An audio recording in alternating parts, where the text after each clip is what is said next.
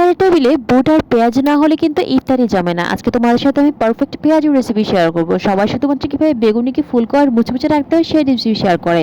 আজকে আমি তোমাদের সাথে শেয়ার করব কিভাবে তোমরা পেঁয়াজুকে অনেক বেশি মুচমুচে করে ভাজতে পারবে।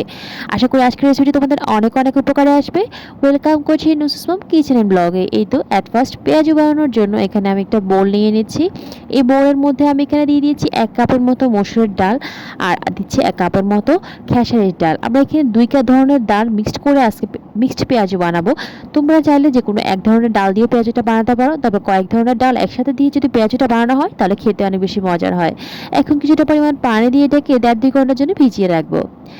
ভিজিয়ে রাখার পর এটাকে আমি এখন পেস্ট করে নিয়েছি। দেখো কত সুন্দর পেস্ট হয়েছে। একটু আড়াবাটা করে বাটবে, তাহলে পেঁয়াজগুলো মুচমুচে হবে। তারপর এখানে আমি পেঁয়াজ কুচি দিয়ে দিচ্ছি। সবচেয়ে বেশি করে পেঁয়াজ দেবে, কারণ যেহেতু পেঁয়াজ নাম তাই পেঁয়াজটা বেশি করে দেবে। কিছুটা পরিমাণ আদা রসুন পেস্ট দিয়ে দিচ্ছি। তারপর লবণ দিয়ে দিচ্ছি, কাঁচামরিচ কুচি দিয়েছি, ধনিয়া গুঁড়ো, হলুদের গুঁড়ো, মরিচের গুঁড়ো, জিরার গুঁড়ো সব কিছু দিয়ে দিচ্ছি। দিয়ে দেওয়ার পর এটাকে খুব ভালো করে এখন মিক্সড করে নিচ্ছি। সব কিছুর গুঁড়ো আমি অল্প অল্প করে এখানে ইউজ করেছি। দেখুন আমার ডাল বাটা কিন্তু একদম রেডি হয়ে গেছে। এখন এটাকে রেস্টে রেখে দিয়ে এখানে আমি কড়াইয়ের মধ্যে তেল দিয়ে দিয়েছি বেশি করে।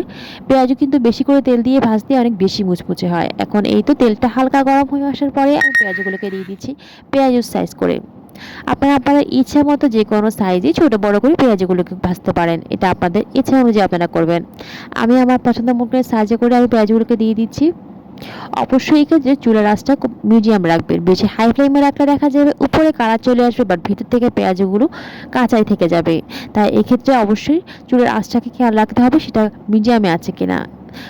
সবসময় এরকম মিডিয়াম আঁচে রেখে পেঁয়াজগুলোকে ভাজবেন, তাহলে দেখবেন পেঁয়াজগুলো উপর থেকে যেমন মুচমুচে হবে ভিতর থেকেও ঠিক তেমনি মুচমুচে হবে। আর পেঁয়াজ যদি মুচমুচে না হয় খেতে কিন্তু একদমই ভালো লাগে না। আর এই কাজটা অবশ্যই সময় নিয়ে করতে হবে। দেখতে পাচ্ছেন আমি কতটা সময় নিয়ে এপিট ওপিট করে ভেজে নিচ্ছি। আবার এপিট ওপিট ভাজার ক্ষেত্রে দেখুন পেঁয়াজের মধ্যে কিন্তু কোন ধরনের দাগ আসেনি। আমি এটা চুলার আঁচটা কম রেখে পেঁয়াজটাকে ভেজেছি। এখন দেখতে পাচ্ছেন কত সুন্দর একটা কালার চলে এসেছে পেঁয়াজুর। এখন আমি পেঁয়াজটাকে নামিয়ে নেব।